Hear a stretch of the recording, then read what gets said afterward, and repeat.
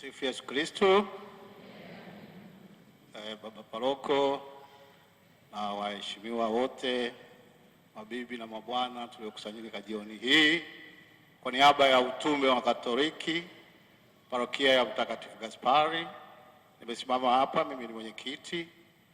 Kwa kweli nilipata mshtuko mkubwa sana tulivyosikia mzee wetu mwenzetu, mwanamume mwenzetu, mshiriki mkubwa wa UWAKA katika parokia yetu, mzee wetu Lukuvi amepoteza maisha. Nikasema nilipata mshtuko mpaka kufikia kipindi cha kumkufuru Mwenyezi Mungu kidogo. Nikasema kanisani mbona nawajua wazee wengi pale, kwa nini huyu amekufa? Najua kanisa linamhitaji sana, taifa linamhitaji, watu wanamhitaji, yupo katika mapambano makubwa ya kujenga nchi.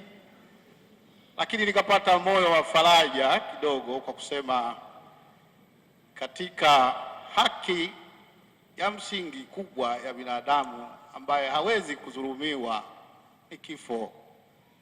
Sisi wote ni wateja wa kifo. Kifo huwezi kudhulumiwa ili mradi binadamu. Huwezi kwenda kulalamika kwa mkuu wa wilaya au kwa charamila hapa mkuu wa mkoa. Ikifika muda wako wa kufa, basi utakufa tu na kumlalamikia.